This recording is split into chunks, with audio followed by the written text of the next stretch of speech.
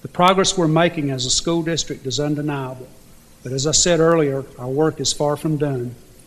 The fact was highlighted when the state released an updated priority schools list in August, and we had more priority schools than had been identified 2 years earlier. It's not acceptable to have schools that are in the bottom 5% in the state. We've had the innovation zone in place for all of our low-performing schools, and they've shown progress, but it's not enough.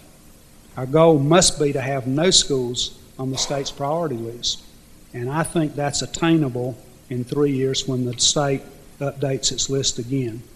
But that's going to take hard decisions and hard work to get us there.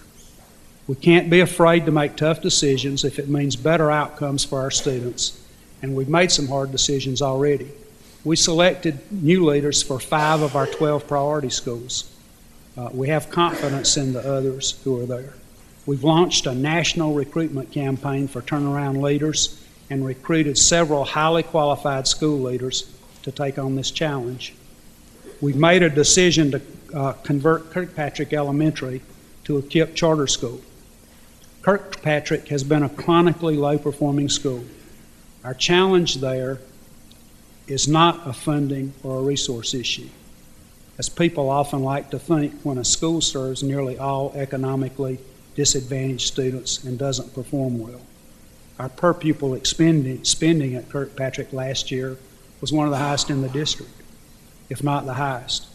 Over the years, we put some of our best people and resources into Kirkpatrick, but it wasn't working. And that's why we chose Kirkpatrick to create a partnership with KIPP. KIPP has a track record in Nashville. Their middle school and high school are both high-performing schools that serve a majority economic disadvantaged and minority students. Both schools have a high number of students with disabilities as well. If anyone's up to the task of turning around Kirkpatrick, I believe KIPP can do it in partnership with MNPS. Just go over and visit and see the 2 leaders that are in that building working together now. And I believe the children zoned for Kirkpatrick are going to have a better opportunity because of the partnership we formed with KIPP and additional choices they have for other schools in the area. But we're not done making hard decisions around our low-performing schools. For example, an East Nashville Advisory Committee made up of community volunteers has been meeting since last fall. When I put the idea out there that we have the opportunity to do something unique in East Nashville to address the concentration of low-performing schools, community members responded. They responded loudly by saying they wanted to help craft the solutions. And so we gave them the opportunity to do that. The advisory committee is made up of teachers, parents, and community leaders. They just completed a series of public meetings where they've been vetting the ideas the committee has discussed with others in the community. And they actually meet as a group again tonight. I'll be late for dinner tonight, Ellen, to come together around the final recommendations they'll make to the board. The basic premise is to expand access to high-quality school options in East Nashville and provide families with guaranteed pathways in the program of their choice. That's something we've heard parents say they want, and it's possible in East Nashville. Low-performing schools are not our district's only challenge. Even more important than where a particular school falls on a list is whether or not every student gets the education he or she needs to be successful.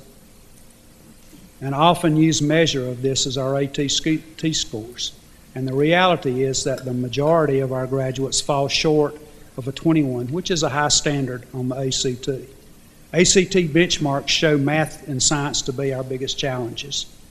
While the percent of students reaching proficiency in Algebra 2 on the Algebra 2 end of course exam has doubled over the past 3 years, still less than a third of our students are reaching that high standard of 21.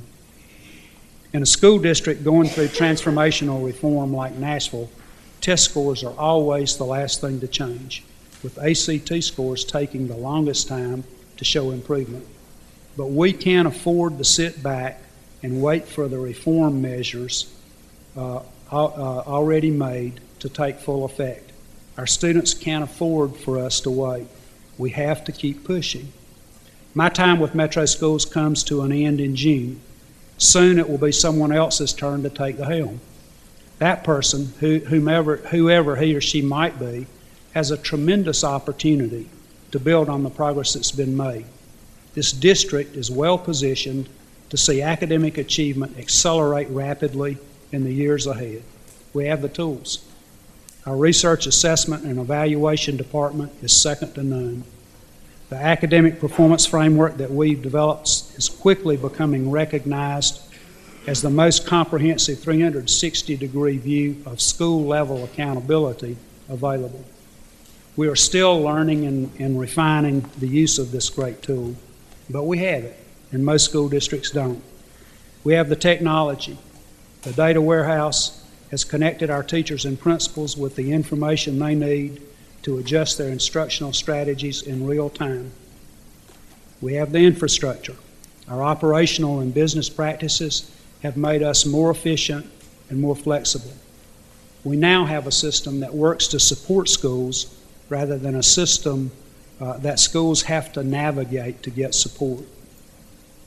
That's not to say that this will be an easy job for the next director, far from it, but we're well along the way toward this journey of transformation. I hope that my successor has the vision and leadership to take this district where it needs to go, where it can go. But equally important to the board's job of finding the right person to fill this role is your job as a community. As community members, as stakeholders, as educators, as advocates, as board members, to come together with that same unified voice that met me when I came to Nashville in 2009. The same unified voice that led to the state securing $500 million in Race to the Top funds and $67 million in federal pre-K funds. There have always been debates about education policy and ideology, and there always will be. Debate can be healthy and productive. It can lead to better outcomes by ensuring more opinions and ideas are given consideration. But debate can just as easily turn divisive. When different sides don't listen with open ears, it becomes divisive. When political agendas outweigh the only agenda that should be driving our decisions, that is, best decisions to get the greatest outcomes for students. When debate becomes about adults and not kids, we're in a dangerous place. Nashville is a world-class city.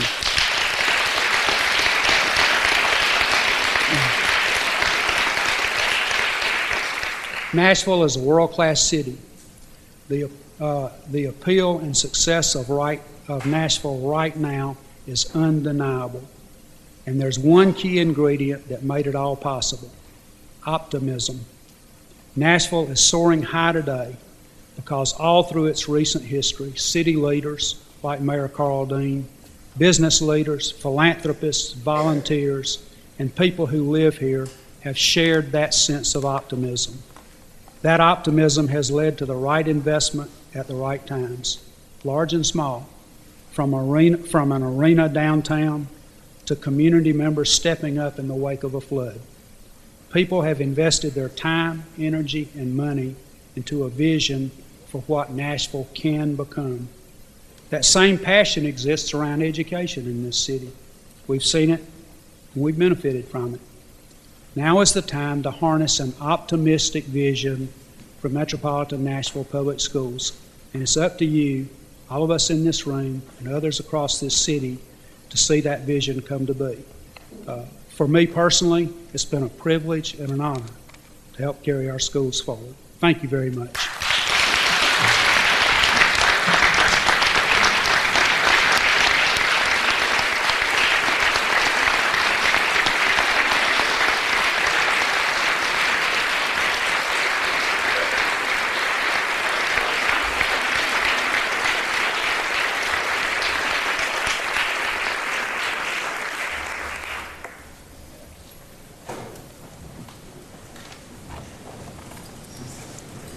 I want to take a moment to thank everyone for joining us and being our guests here at Overton High School this morning. This concludes our program. As you leave today, we hope you are able to take an opportunity to enjoy the tunes of our jazz ensemble again. Drive safely and have a wonderful rest of the day.